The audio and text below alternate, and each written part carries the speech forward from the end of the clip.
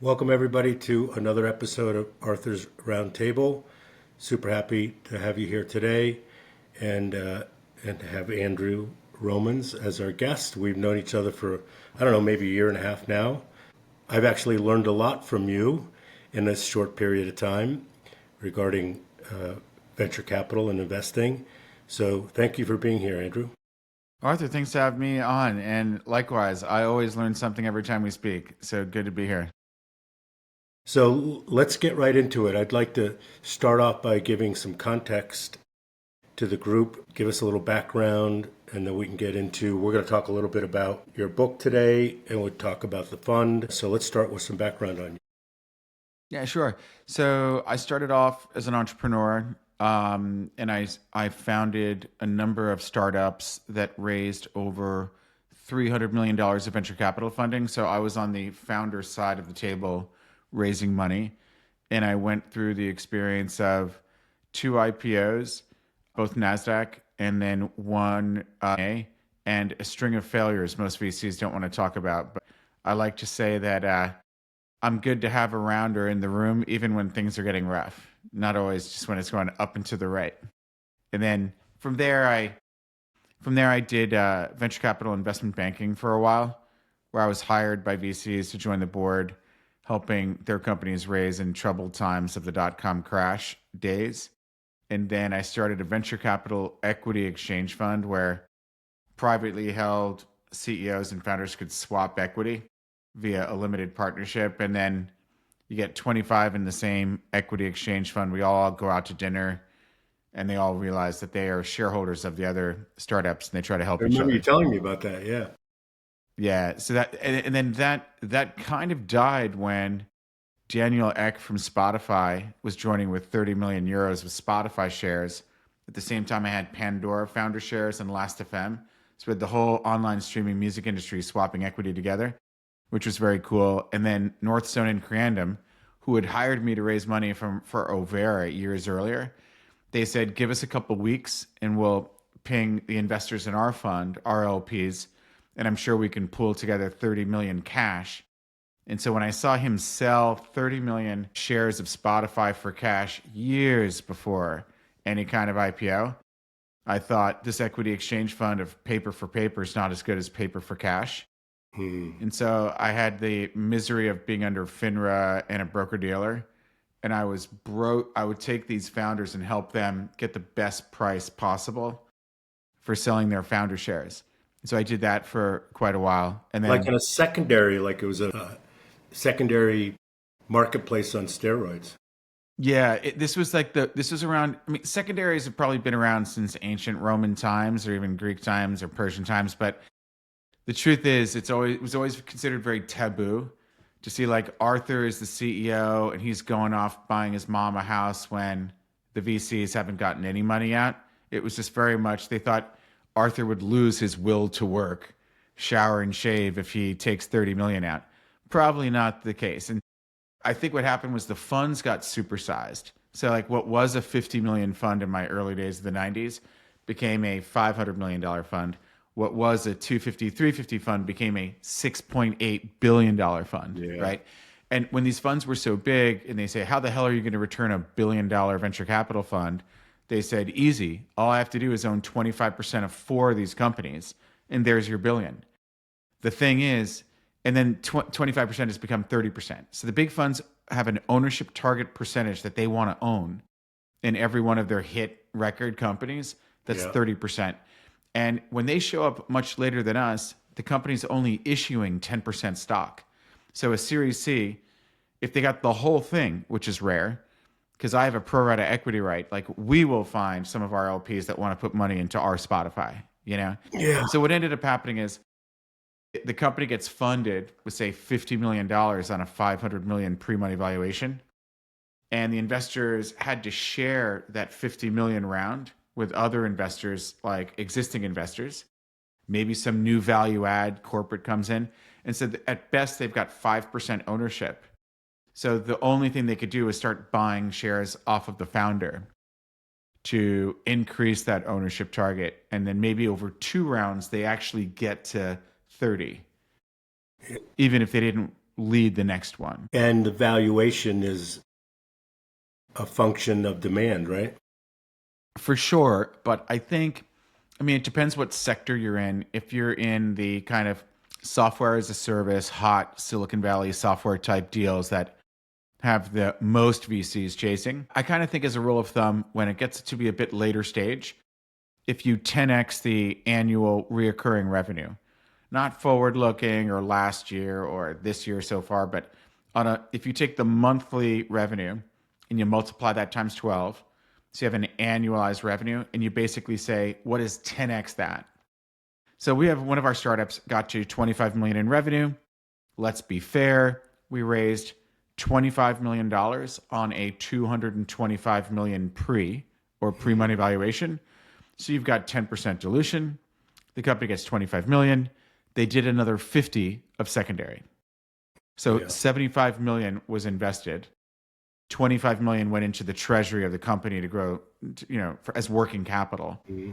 And then other people took money off the table, which, I was a fan of founder secondary in the early days, being a founder and having been in that position. But when you see your CEO take, 10 or 30 million of cash off the table in a Series C, she's losing her motivation to meet all the investment bankers I'm introducing her to, hoping that I can return some of my fund money to my investors. And however long is it between investment to exit gets even further pushed out with this mental thing of she now took care of her mom, she bought a house, she's got an East Hampton place, she's got a boat. It just makes the exit a little harder. What's the alternative to somebody building a company, being a founder, building a company, getting some equity value that's illiquid? Is there some reasonable, people want to buy stuff, do things for people, invest in other stuff, whatever it is? Yeah.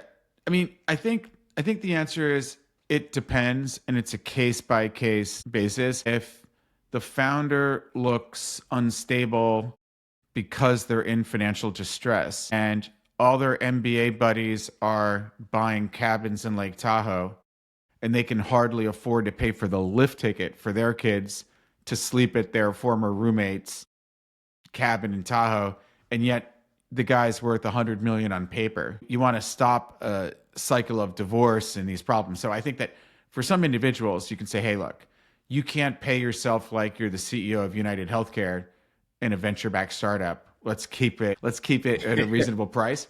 So maybe you say you're worth this much on paper.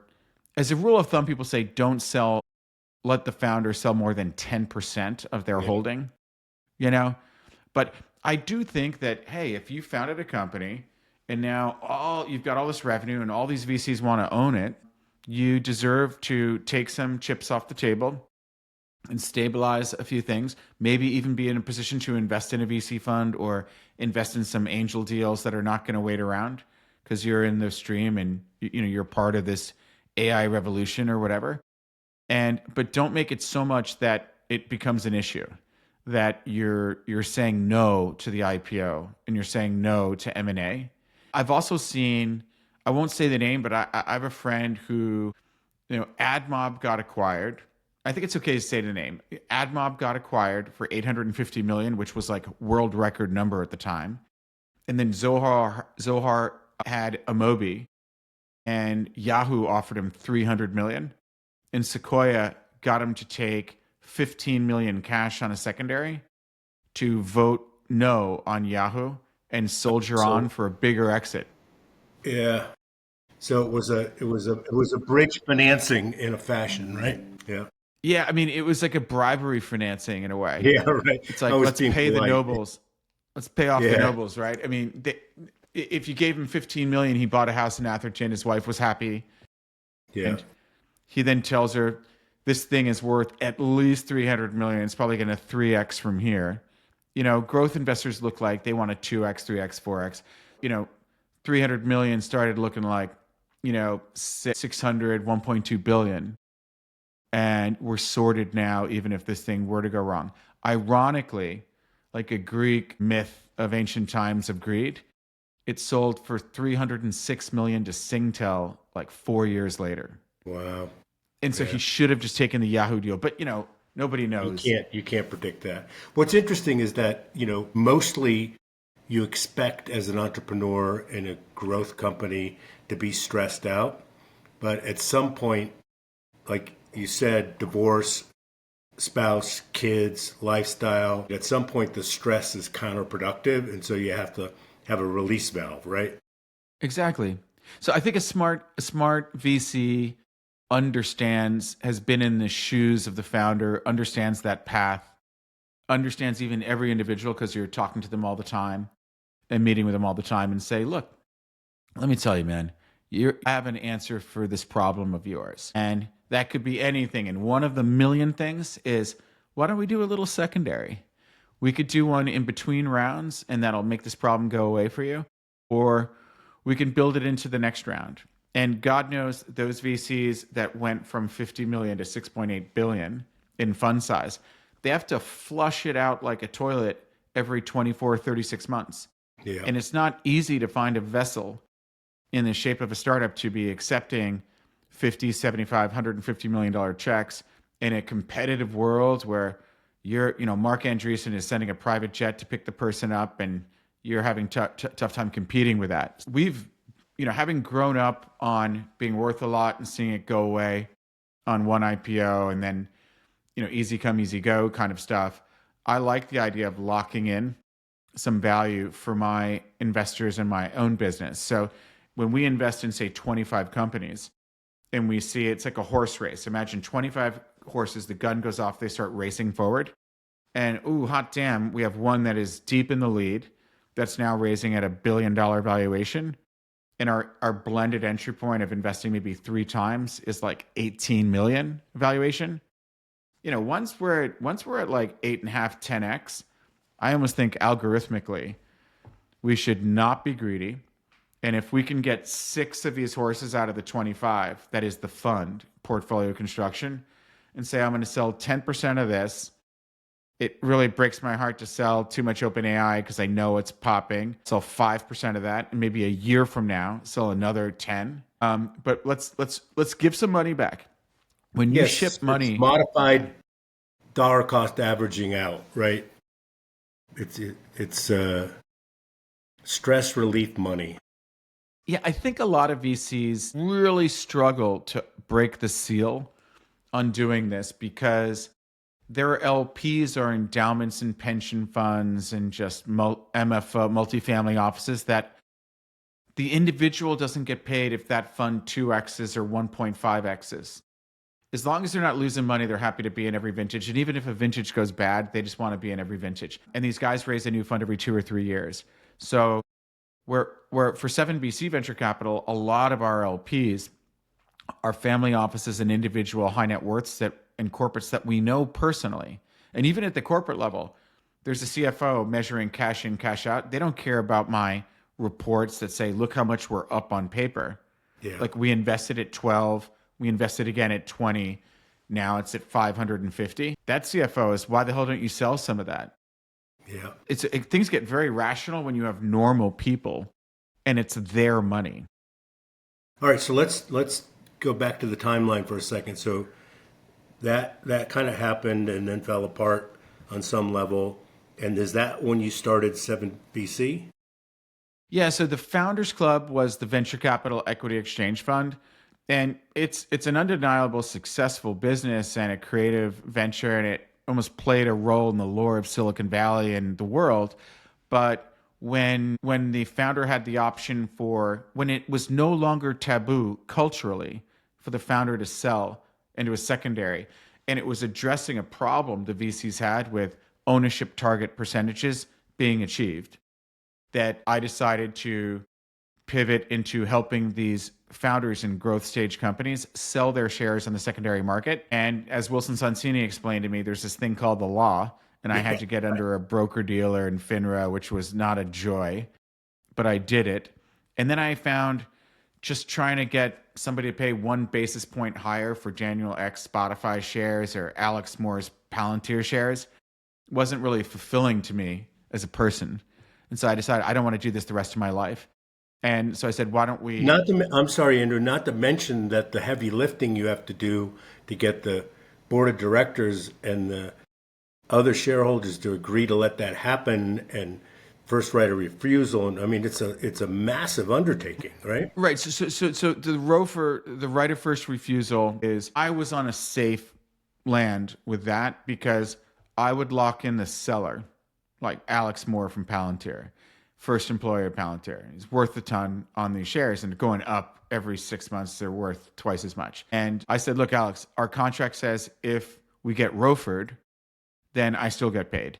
Here you have an individual ready to sell $20 million worth of stock. And then the bids are coming in at 18. And at the end, the bids are coming in at 25 million because I've run a process, right? So there's more demand for the finite inventory supply. And then the existing investors, guys like me that have major investor rights, we have information rights, we have a pro rata equity right, and we have a Which, right by the of way, I first want to refusal. point that out. I'm going to interrupt you again, just because that's one of the super valuable things I learned when we spoke maybe a year and a half ago, that one would argue makes perfect sense, but people don't do it, is the information rights that have a tail, right? It's really valuable because they can just decide not to report to you.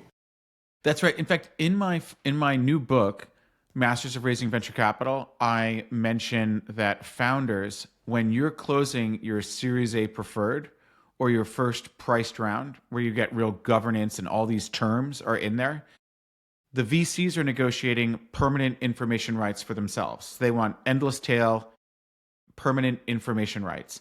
It doesn't even occur to you as a founder to request information rights because you are the fountain of information. You're the guy running the company. Where I said, I've been around long enough to say, you negotiate information rights on your own funding round for yourself, because lo and behold, I know a guy who voluntarily hired another CEO after his 5-year vesting happened. He moved from London to Silicon Valley. There was offers to buy this company. He thinks he's worth 25 million pounds. And in the end, the new CEO never really loved him. And the whole board turned on him and said, stay away from us. And they cut him off for information. His new startups were all failing. I know the wife and kids. This family fell apart. That guy's no longer married to that woman. He still goes skiing with his kids. And it's a shame to see what happened in that guy's life.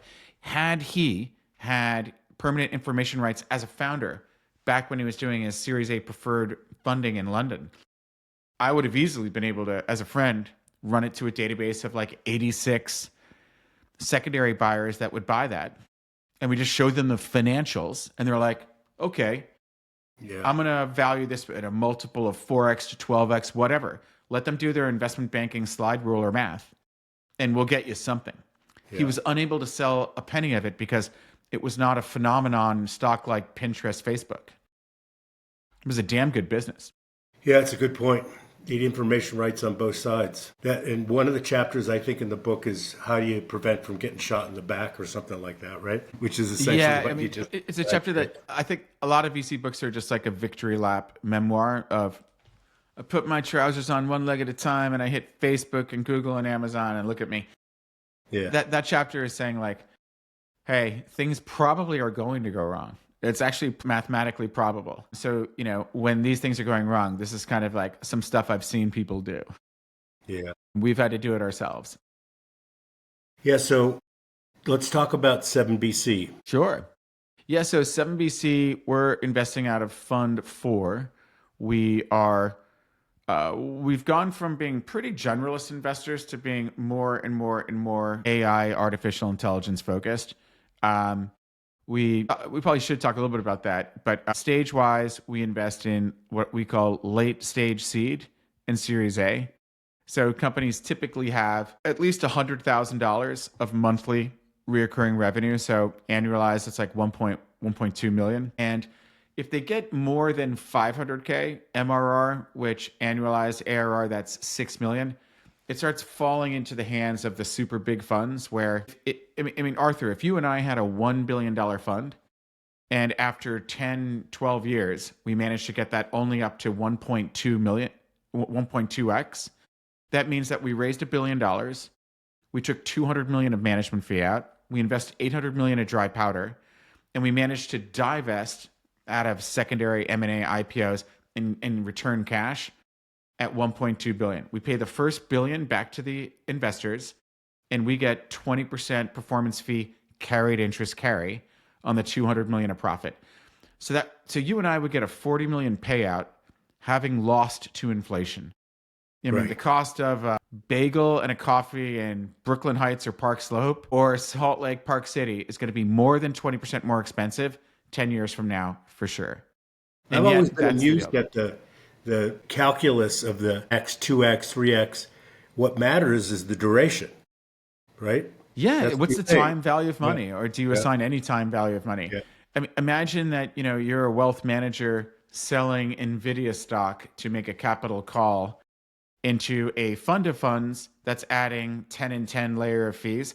And then it ends up in one of these $6 billion, $1 billion funds where the GP, the guys running those funds, get paid 40 million for losing to inflation.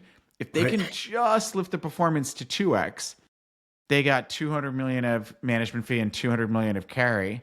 And hopefully the next fund will be 2.5 billion, not 1 billion. And they have a new fund every 2 or 3 years. So the motivation for the large funds is to make a relatively low cash on cash multiple and move a big volume of money over 10, 20 years. They might even say, I just did 2 or 3 funds and that's enough for me. And I want to live out my days on Lake Como. Yeah. With that, where our funds are smaller. So we're motivated to say, never deploy fund treasure into a financing that doesn't look like it's going to make at least a 10x return, even calculating and underwriting for 50% dilution from those big rounds where the company issues 10%, 10%, 10%, 5 times. So we like to be in late seed and Series A. And then there's going to be Series B, C, D, E, F. Call that 5 rounds where it's 50% dilution. So if we're shooting for 10x and the pre-money valuation were, when I was saying 100K MRR to 500K MRR, let's say that, the company's got 5 million of... Yeah.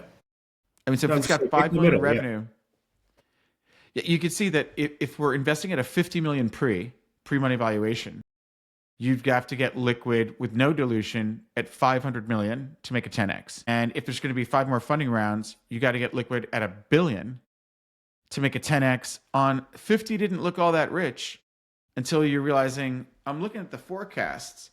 I want to know the investment banker that's going to sell this for $1 billion. So let's talk about a little bit how what you're doing that's different than the traditional, throw a lot of money at companies, flush 90% of them, have 2 big winners, not 2, but whatever, 10%. Power law, winners. yeah. Yeah. Things have changed, right? Yeah, I'd say things are changing very quickly. I mean, one change was that dynamic of whatever the size of the fund was in the 90s, it's a hell of a lot bigger now if they didn't wind up and shut down. What is a bit different with us is that we want to build a concentrated portfolio of about 25 companies per fund. And then we want to help them raise the next funding round. So we're incredibly active in making introductions and coaching them to make sure that funding round happens. And we'll basically fund them for 24 months. So if they're burning money every month, the check that we put in will give them at least 24 months, even if sales is flat. And when sales grow, they spend more. And so you're generally working towards a 24-month runway. When we're 12 months in, we hope that we've 5x revenue, but it is what it is. Maybe we only 1.5 or 2x revenue. And there's some investor we know that's in our network that we have a real relationship with that wants to invest in a company that's got 3 million of revenue, or it's got 6 million or 10 or 50 or 20. And so we make those introductions and we graduate our companies to raise the next round to have another 24-month runway. And then when they're a year in, they've hopefully doubled, 4x'd whatever revenue. And there's another, introduce them to the next one. When we get them to a point where we're up at least 8.5x, we start selling. And this is different. Every other VC would say, hey, if I'm 10x up, and these big boys have just put money in, if General Catalyst just put money in on their big fund, they're shooting for a 4x. But honestly, if they 2x a $6.8 billion fund, that is not bad on the carry. Yeah. Not to mention the management fee. So I'm thinking a lot of other guys would say, if I'm up 10x and I believe there's a good shot at X, why would I sell now? And I say, because my LPs want the money back so they can get spousal approval to re-up in our next vintage. Yeah. So we'll take that hit and sell at 10x and Yeah, then how grab much? maybe 5 or 6 of them. How much? You taking 10%, 20% off the table? It's one of those, it depends, and it's a case-by-case decision, just like it was with the secondary on the Totally makes individuals.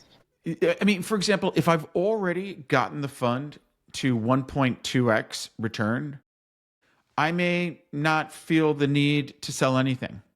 I feel like I've done my job. I did what I said I was going to do. We did what we said we were going to do.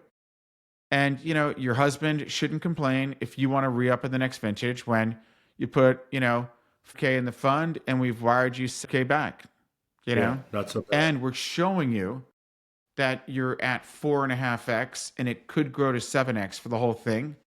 Come on into the next one. You can trust us now. It's basically we're house low, money. That's exactly right. So you de-risk the asset class by diversification. You de-risk by double down investing into existing portfolio companies when you're the insider and you know everything. You're kind of Gordon Gekko with your legal information rights. And something that Gordon Gekko wished he had, a pro rata equity right. The company's not allowed to give it all to the big fund because we have the right to maintain our ownership percentage that we have now going into the next financing. Couple that with de-risk it from returning the fund. Now you're playing with house money and people can stomach their perception of the risk that is there. The risk is largely neutralized by the diversification. If you're investing in pre-revenue companies, those guys that professionally do that, and that's not us, they diversify to like 500 startups. Like Dave McClure said, 500 startups. If I invest in 500, I can sleep at night watching them all go bankrupt, knowing there is a power law that one of them will be Twilio and pay the money back. Yeah. When we invest in a more concentrated portfolio, so that if if your shotgun hits Google, but it was weighted down by 499 other companies, it's not going to have an impact. Or it will, but not like we're going to the dealership. So if you have 25, I think that's a good level to neutralize given the stage we're at. And sometimes we will go earlier to get more ownership of the company when we have super high conviction that the revenue is falling into place, and it'll be very quickly at 100K monthly.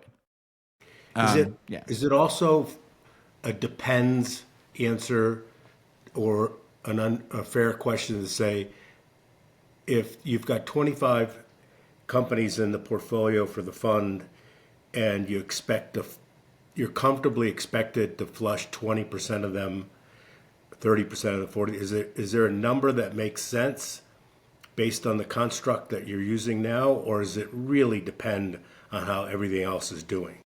Meaning, what percentage are we selling, or what percentage are going percentage are you bankrupt? comfortable in flushing, right? And by flush, you mean sell early? No, just saying, okay. Total write-offs. Yeah.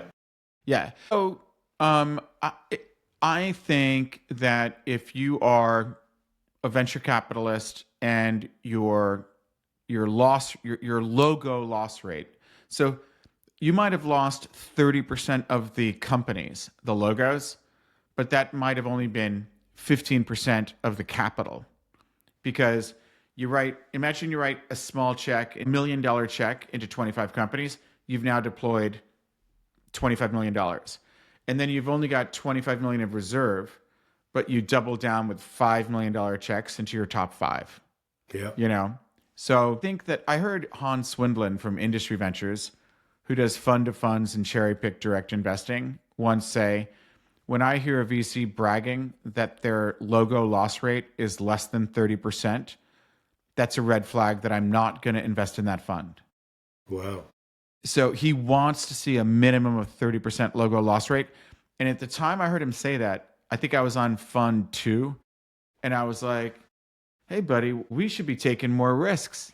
Give it time. We hit 30%. Yeah, We got right. there. We got there. Just give Yeah. these kids time. Someone's going to hang himself. That was kind of what we learned there. But So it'll what be do you? different. So if you were super early and you're investing in like 5 companies a week that are pre-revenue, you're probably underwriting for like 70% logo loss rate. And there might not be any double down money in that model. So what's the fundraising environment now? Let's just talk about it in the context of what you're so familiar with, which is raising money for your fund, right? Yeah. And then we can talk about what else is going on. Yeah. Well, it's funny because like sometimes when the stock market is down and crypto and Bitcoin are down, people are afraid of deploying money because they're trying to circle the wagons and cover their own expenses. And then other times when Bitcoin is surging and the stock market is surging, they're looking at your VC results and saying, why should I sell NVIDIA and put it into your VC fund? I should keep it all in Bitcoin and the stock market. So it's kind of like you're damned if you do and you're damned if you don't. And you need to find the people that recognize that, 30 years ago, the largest 5 companies on the stock exchange were like Exxon Mobil before that merger, General Electric, dirty manufacturing, and like Citibank. So it's like all oil, gas, and manufacturing. Then you saw like Microsoft got in there. Then you saw Google Alphabet get in there. Then you saw Amazon get in there. Got Apple. Facebook in there. And then if you look at like what are the top 100 companies on the earth by market cap, yeah, there's Berkshire Hathaway, there's Saudi Aramco, but it's all tech. Like pharma fits into a small infograph part of Facebook now. Yeah. The multi-trillion-dollar companies are all West Coast VC-backed tech companies. So to answer the fundraising question, some people are saying, why should I invest in your fund when I'm doing so well in the stock market or Bitcoin? Other people are thinking I should have a pizza pie with a portfolio construction that looks like the Rockefellers, even if I'm not the Rockefeller family. And I should have some allocation to, crypto or something. That's not what we're doing. And I should have some allocation to venture capital. And if you're really sophisticated, you probably have something into the funds that go super early. You have some that are doing like true venture that I think of it as late stage seed, what Series A used to be. And then that next round, which is Series A now, but used to be B. And then we allow our LPs to continue to invest all the way to exit in those growth rounds with lower perceived risk and lower perceived multiples and a shorter time horizon to exit for your time value of money. And they might want to be in some growth. But if you go into growth, I just say, ask them what their performance numbers are. They talk a lot about the brand, and they're kind of obfuscating the fact that they got rich at 1.5x, and then it's back down to 1.2x. And it doesn't make sense unless you're an endowment or a sovereign wealth fund. Totally. And if you got through on a layer of a fund to fund to get into that big brand, then it's scary. Fundraising for us is hit and miss, Arthur. Some people are like looking for us and they stumble into us and then it's a great fit. We also, what is different from us is that we welcome a new LP, limited partner investor, to invest in the fund and become active. No minimum amount of time and required, but met someone yesterday that I'd never met before from Oregon, and she is super excited about AI. And she's out there hosting events and going to events and traveling all over the world and meeting people.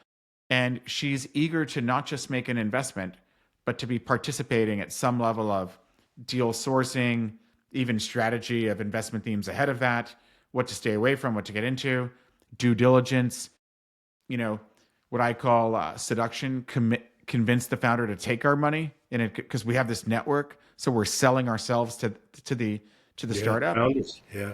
Adding value in any number of ways, and then impacting the exit, and then maybe even helping us raise capital. Like that's sort of your full process of VC. And so you have some people that are good at this, some people that are good at that. Some people are aristocrats that don't want to touch the dirty money.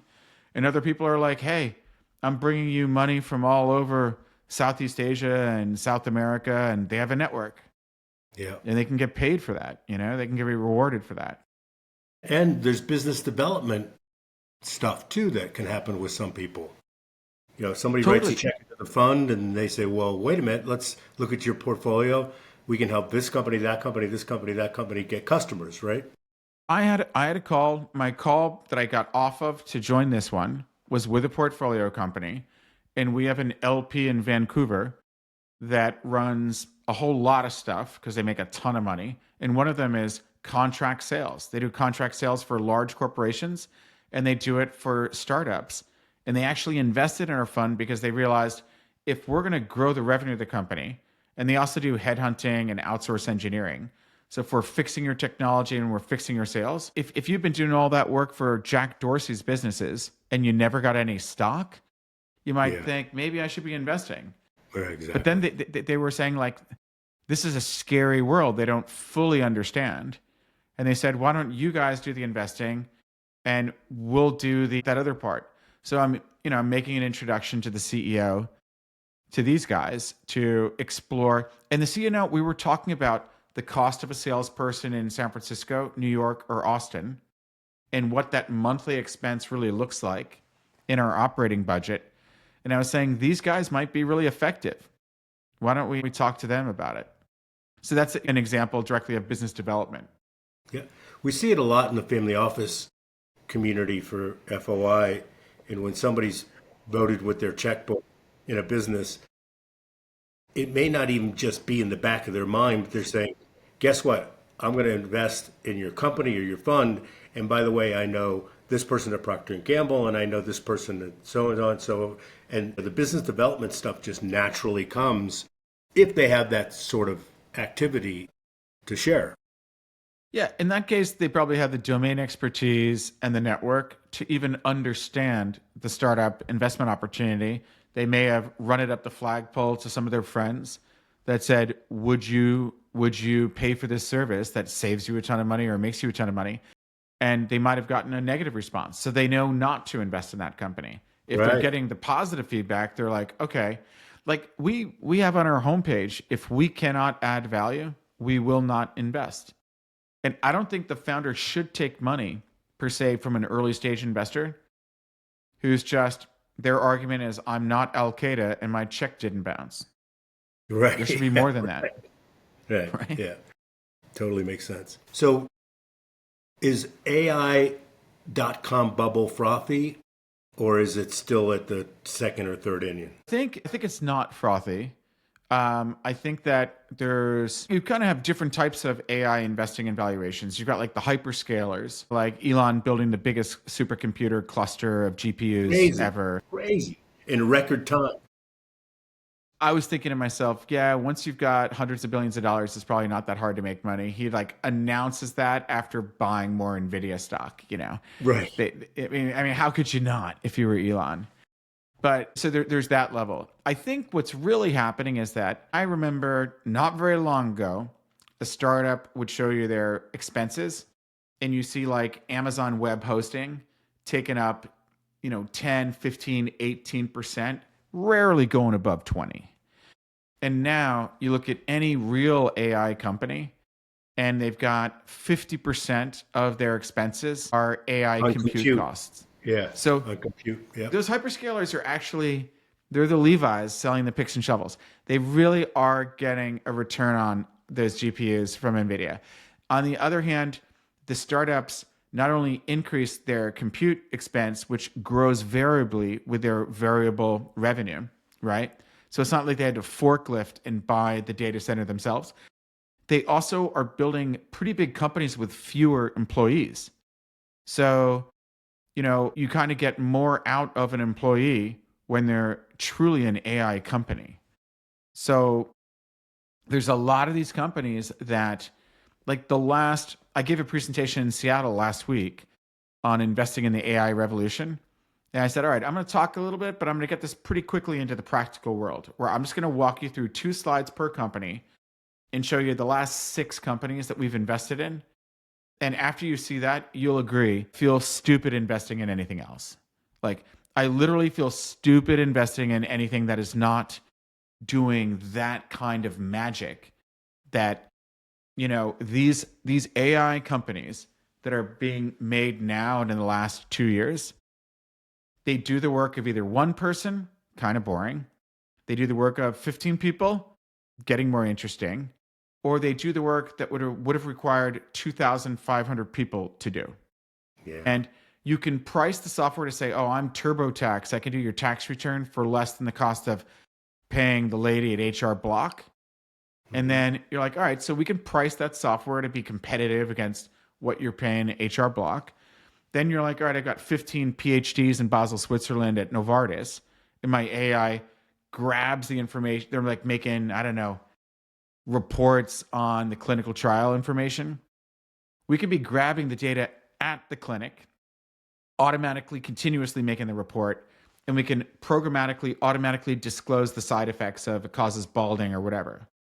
And so you're not only able to disintermediate the jobs of 15 people and save Novartis a lot of money and price the software to just sell like a puppy dog, easy close, 90% win rate on every prospect, but you've reimagined the workflow. It's different now with a machine than it was with these people, you know? Then you have the job of like, how many people does it take to read boxes and boxes and boxes of pages? Like it's Raiders of the Lost Ark warehouse. How many Accenture people do you have to send in there to read, open every box in that huge warehouse and read all the paper? Yeah. Those are the companies that are really dynamite. That if you stumble into companies that are figuring out how to address the Fortune 500, the Fortune 100, that they have an AI czar who is even under the gun to buy some AI before the end of the year. Yeah. So it's it, like McKinsey, right? The McKinsey model is arguably at risk because the people were the ones that were digesting all that information, and now it can be digested at an exponential. Remember 10 years ago we were talking about exponential growth? Well, it's happening right in front of us. Yeah. I mean, with at the same time of lowering the number of people you need to achieve that exponential growth. So these are two very interesting dynamics. By the way, whenever I hear people say like, oh, are we going to go to universal basic income because we're not going to have to work anymore? I'm like, that's as idiotic as saying in 6 months we can close the patent office because everything will have been invented. Yeah. Or now that I have a fax machine, I will only have to work a 4-day work week because I used to have to wait for the postman to deliver this on a horse in a letter. And then when you got email, Arthur, I bet you work more hours since you got email than before you had email. You're on some beautiful location and you're answering my emails, you know? So I think that all this AI dislocation of humans it'll hit some people kind of severely and they need to be repurposed somewhere else, but we're probably just going to work harder. There may be some people who stumble into some little business and they sell balloons online and the AI is doing it and they're happy having a lifestyle business that doesn't even need a venture capitalist. But anyway, I just wanted to say that it reminds me of let's close the patent office after we've invented everything in 9 months. Listen, I think it spells opportunity. I mean, it's going to enable people to do things that aren't rote, that aren't very interesting, that aren't repetitive, and allow them to be have a far more interesting work life if that's interesting to them. I agree with you. There's going to see some people that are going to be left on the wayside. The AI is not going to fix my drain underneath the sink. It's just not going to happen. It actually might. I mean, that's what Elon thinks he's doing. He's going to sell you a robot, Well, and someone will have an army of robots that fix the drain under your sink. Yeah, maybe. Yeah, it's an interesting proposition. Doesn't appeal to me on some level, but it could happen. Yeah. I don't know. It'd be pretty exciting to own a fleet of 10,000 robots that fix sinks. Yeah. It's not the kind of capital intensive thing we would invest in, but we'd like to invest in the software that drives those robots. Yeah. Yeah, super. So give us a couple examples of what's in your portfolio. Can you do that? Yeah, sure. So we recently led the seed round for Zive AI. And Zive, they don't like to be compared to Carta, but I think of them as a Carta killer, that when you have a VC fund, you could be totally old school and let's say you've got 10 or even 50 limited partner investors and you put down the name of each person, how much they invested, have they wired all the money or is it coming in over calls? And on the other side, you have a bank ledger of wire money to Zive AI, and I'm making investments. Here's the document with a share price. Now they've raised money at a higher round. Here's the document with a share price. And ultimately, we're calculating the key metrics and performance of the fund. What's the IRR? What's the DPI? What's the multiple on invested capital? What's the total value to paid in TVPI? And a lot of VCs are just entering in whatever number they want. They're saying, I have an IRR of 60%. And I'm like, yeah, what's the date that is marked to? It's literally marked to December 31st, 2022. Oops. Yeah. Did I make that mistake? I didn't want to update my slide because as time went on, that IRR is crushing. So these guys are just, you literally just give them your bank logs and give them some folders, and the AI is doing absolutely everything that the accountants could do. And if you wanted to get accountants to do what this stuff does, it would be so costly with so many people that there's no VC willing to pay that much for the fund admin, compliance, accounting, and tax returns. It's now brought the cost of the actual accounting down so low, and they're aggregating all the VCs that come onto the platform, that the cost of paying Zive is far less than the savings of lowering your accounting bill. So Zive serves VCs that have a portfolio of investments. It also serves VCs like us that make special purpose vehicles to invest in the growth rounds with a subset of our LPs that want to do it, or we let them in on our syndicate. And all that fund admin is just like a pain in my ass that I don't enjoy. And I can sleep at night knowing that my accountants were doing everything for me, but it cost me a lot of money. Now I'm super pumped to have this stuff on Zive, and it enables stuff that was never imaginable before. I can say, all right, should I put more money into this company that has 25 million of revenue when I was in it when they had 1 million of revenue? How would that impact my IRR if this were the exit? How would that impact my TVPI and my DPI? What percentage of the fund is it? So it's completely changed the way you run a VC fund. And I would say the days of investing in a VC fund that is not using Zive or something like Zive are over. The days of just trusting the hedge fund guy are like over. This stuff needs to be digitized, almost like blockchain smart contract end to end. So that's one that when we introduce them to a VC, the only reason the VC says no is that they're not being honest and they don't want to be forced to be honest. They don't want to be forced to disclose the real numbers. I see it as plain as day. I'm like, so how'd you like the demo? They're like, it's interesting, but I don't think we're going to do it. I'm like, okay, I get you. All your numbers are full of it. That's what that is. You know, like another fun, did you want to say something? Or? Yeah, no, I wanted to just anecdotally, I just got off the phone with Carta because I'm setting on a SPV, and I'm glad you told me about this. Does Zive also set up the entity and do all that business? That they can do that. Look what happened to Assure, right? Sure, Assure right, yeah. Was imploded because they didn't see it coming, right? Or what? It might have been other reasons. It was too good to be true. Yeah. The 10,000 one-time fee to Assure was less than the total cost of ownership of that SPV on an aggregate basis. All they did is book the net present value, the future income, and then they were going to sell it, right? But they just spent all the money. But that's a whole other story. Yeah. I mean, Assure, I'm sorry Assure didn't work. Actually, I remember going to the very first information luncheon session they had in San Francisco, and I was asking all the questions because I had like 75 SPVs myself. And they had like one lady who was like the super genius, and they were just kind of replicating her efficiently. That was sort of the pitch. And she was pretty damn good.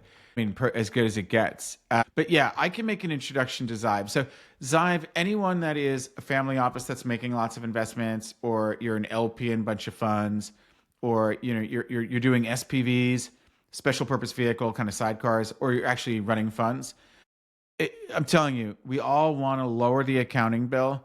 And they do this like blue check thing where they check things like, when you send out your financial statement to your LP investors in the fund or the SPV, does the beginning balance match the ending balance? It's kind of like you and I just get into our spreadsheet and be like, hey, that doesn't look right. Yeah. I'm like, does that add to 100%? Right. Yeah, right. Or you're running a fund, you're like, does the amount of money in the bank equal the dry powder that's yet to be deployed and the management fee I haven't paid yet? Like, Thank God that matches. Like this stuff is doing, Terminator 2 100 checks to get the blue check. Wow. But not every VC wants a blue check because there's something not right in that fund.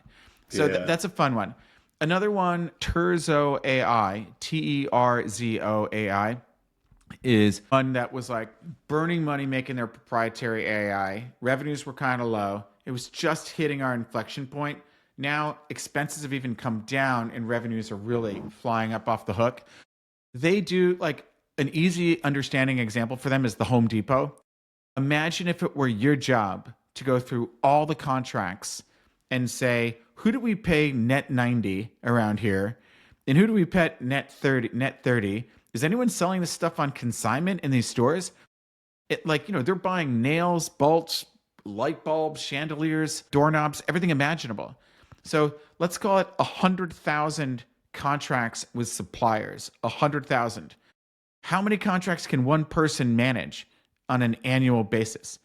So Terzo takes all your PDF, give us all your contracts, we'll load them up, and you can just sit back like business intelligence and say, send everybody that I want to sell it all on consignment and see what it does. Yeah. Right. And So you can just scenario, right? Scenario planning. Yeah, or you could just say like, what contracts are coming up for renewal, And I want to enter all their information that are everybody on the paint section and email them all this proposal from us. And we'll measure that against, what happened with the door people or the nails and bolts and the tools and da-da-da-da. Now imagine you're Cisco and you don't have all this level of suppliers that the Home Depot has. You've got your guys in Taiwan, you got your guys in Belgium, you have suppliers, no doubt, but you also have like 60,000 employees. I remember hearing that Google in Menlo Park serves more plates of meals, of food every day than all the restaurants in Menlo Park combined. And it had the mayor pissed off about it. So you can imagine that when you're running a Fortune 100 company, that you're like the U.S. Army coming into port with an aircraft carrier. You got a lot of stuff going on in that business. You have a lot of checks that you send out to people, right? And so how can we track all that? So Terzo, it's one of those AI companies that could help any side of Cisco, but they chose, it's an ex-Microsoft hardcore sales guy, biz dev guy, very smart and dedicated, who said, my wedge point to get into the Fortune 100 is contracts that you have with suppliers. And I will charge you less money than the cash savings you're immediately getting. And people are going to be smiling at the end of the presentation if this really works. Now, so all of his customers are like humongous blue chip, I mean, you can Not hit to stop mention at the any time on employees this. you can get rid of that, putting that in a spreadsheet, right?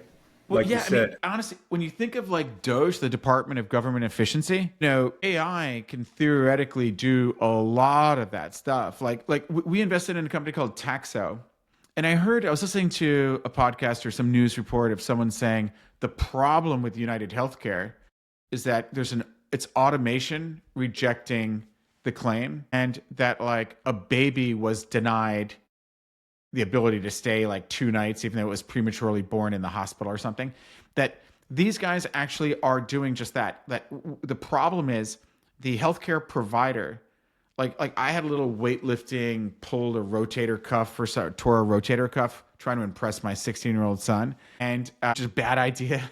It's a bad idea. So I go to see the doctor and they say, well, we think we should get an x-ray. And I'm like, well, that's pointless because it's the muscle, not the bone. We have to do that in order to get you the MRI. I'm like, look, you need money and I have it. I'll give it to you. And They finally said, with your United Healthcare coverage, which I have, $0. So this will cost you nothing. By the time I was done going through all of this stuff, it took so long. I got back in the weight room with my son, and I think I'm just working it out as physical therapy that way. But they tried to get me to pay them like $8,000 after they told me United Healthcare came back and said, I'm $0 because my premium is big enough. Right. And so there was a mistake. The answer to that negligence was they wanted me to pay. Now, Right. you don't want to be on the calls that I have with these people. I saw Taxo says we take the healthcare provider and our AI sends it to that precise thing and tells you with accuracy, with 100% accuracy, that this is not covered or that this was the wrong path of treatment. Yeah, we're And all, United yeah. said, we're not paying for an x-ray. That's nonsense. Or we're not paying for that. That's nonsense. And so imagine that you want to build a casita in your backyard in Park City and you submit it to some moron that makes the DMV look like an Olympic athlete, right? Or like, and you're ending up with like TSA level people processing your request to build a casita in your backyard. And now imagine that it just goes through to the AI and it comes back instantaneously saying, yes, no, it's too tall. It has to be this. So I think Yeah, the it says level of, yes or no and why. Here's how you fix it next. Rather than yeah, and somebody click here. who Right, doesn't want to exactly. do anything in their job. I'm not saying everybody's bad, but a lot of people just. My experience with the reason why I was laughing is I got tossed around to three people at Carta before, and I'm ready to give them money, right? And I have an account. I've been doing it. Like it went from the online thing to somebody says I'll get the salesperson to call you to the salesperson saying it's not for me to go to somebody else to go to some. It was like insane. Like That's a great company. I wish I owned it. yeah, right. Yeah. Think of the DMV.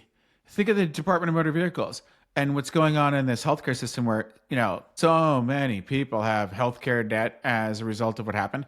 So at a minimum, if it's not going to be covered, tell me that before you screw that up and try and get me to pay you for your Yeah. negligence. So Yeah.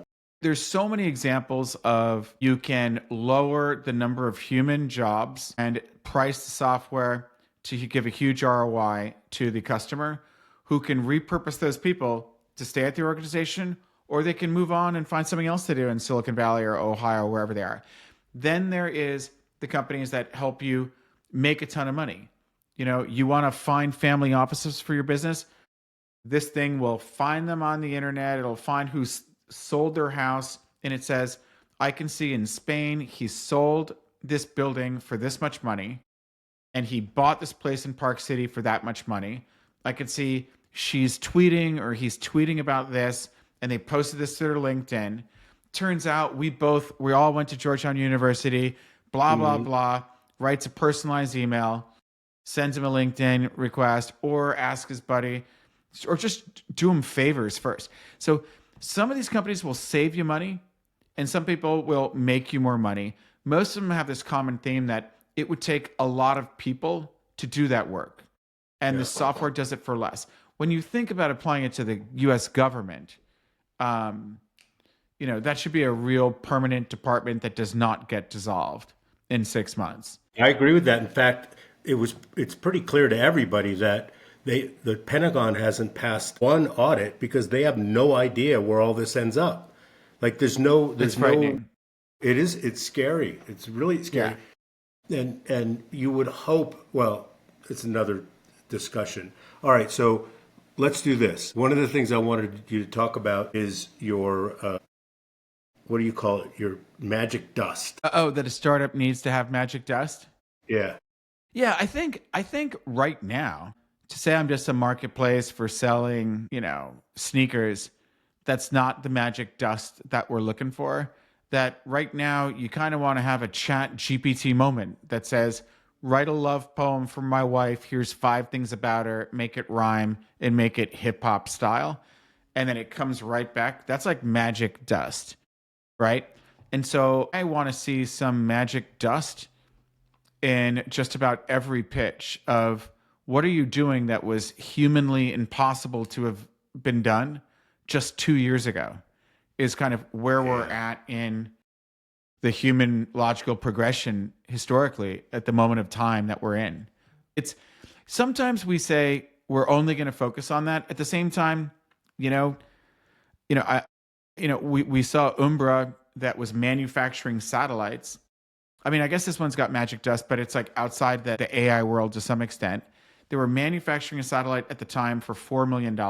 They have to pay SpaceX and insurance $1 million to launch it into outer space. And once it's up there, it use small aperture radar, SAR, use radar to see. So it can zoom in more than any other Raytheon, military industrial complex thing that the Pentagon doesn't even know what they pay for. And when it crosses over Ukraine or Yemen, it can take something like 300x the number of photos and, or video. Wow. And they let me control it from Earth when there was zero revenue and showing what it was doing. They gave me images to take to Riyadh that I showed to a general in Saudi Arabia. And the magic dust was there. The magic dust was there. And that's hardware. It's a lot of things that we say we're not doing. Yeah. So actually, that's cool. And thanks for sharing that. But that's not what the dust I was having in mind. But it's totally fine. Sorry. It's my fault because I'm screwing up the term you used in the book. But it was, help other people. Dust, magic. Yeah. Yeah, I'm sorry. Yeah. I think it was just the magic dust that makes the world go round. Yeah. I have this on my LinkedIn page that says, try to spend 30% of your time doing favors for other people without asking for anything in return. And if anyone that you actually know and remotely like asks you for a favor, think, oh, thank God, I haven't done anything all day. I'm going to drop everything and help Arthur. Arthur wants to meet family offices in Vancouver. Boom. I'm going to hit him with all of them. Action, action, action. Not some pulling of teeth of dragging my feet. And if you spend 30% of your time helping other people, this becomes math. Your 0.7% of your time while you're trying to work your own book and do things directly related to your business will probably have a multiplier effect. Because now the next time I go to Park City or meet you in Brooklyn Heights or wherever, you're more likely to help me because I totally came to your aid with the Vancouver thing. And so if you imagine a 2x multiplier on your reduced 0.7, you're now punching above your weight at 1.4. And if you're any good at this, you might be doing text and feeling good about yourself and saying, I'm a good person. Yeah. So I think that when we do that at scale, you get into this vibe of like a Silicon Valley rhythm of people really helping each other. And I think that's exciting. Yeah, the Silicon Valley rhythm is definitely more help each other than New York. New York's like, okay, what are you doing for me today? The other part of that is, by the way, I totally agree with it and I try to practice it. But the other part of that is it's almost exponentially more counterproductive when someone says, yeah, I'll do that. And then they don't do it. Right? Well, that's what I said that like I made the intros without it going back and forth. Remember when I said that? Yeah. That's the thing. Just be a machine gun and make the goddamn intros. Yeah. I understood your email. Don't make it painful to help people. Yeah, right. Exactly. Well, this has been super fun. Tell everybody the name of the book and when they can get it and all that kind of stuff. Yeah, sure. So if you search my name, Andrew Romans, on Amazon, I have 4 books that'll come up. The latest book is Masters of Raising Venture Capital. And I honestly think the number one cause of death in the startup world, which obviously impacts an investor in startups, is running out of money. And so to truly become better, raising money is a skill set. We saw a startup with amazing numbers with my team, and we were talking about it yesterday. And I said, look, raising money is a skill set. And these guys I'm trying repeatedly to guide them in. And it'll be a lot to get them to, we can make the intros, but they might screw them up, So there's a lot to be said around fundraising, from negotiating permanent information rights for yourself. You put money into your own startup, that should all be documented on a safe or convertible note. So you convert into the Series A preferred. So on the day the company is sold for half the money invested and you sank $3 million of your own money into it, at least on that day when you're getting a kick in the nuts, you get like $1.5 million back. You can take some time off and regroup. It's easy to make those mistakes, so learn from the mistakes of other people and save yourself a year or two on, learning any of that. And that's what the design of that book is. It's very actionable. I can either agree or not agree and then do it, or not do it. Yeah, I scanned through most of it. I will read it because you kindly gave me the transcript, and I apologize for not having got through all of it, but it was super interesting, and I think people will appreciate it. And so are they going to be able to get it on Amazon soon? It's out on Amazon. So Okay. if you just go to Amazon, look up my name or Masters of Raising Venture Capital, you can find it, or just look for Andrew Romans, and it's available in, I don't know, ebook, Audible, and hardback. Nice. Or hardcover, Nice. Yeah. Well, as usual, it's been super helpful to me, and I'm sure the audience is going to appreciate it. And so thank you for doing this, Andrew. Well, thank you, Arthur, and thanks for having me today. You bet. I think we should do it again sometime. Okay, bye for now. Thanks. Take care.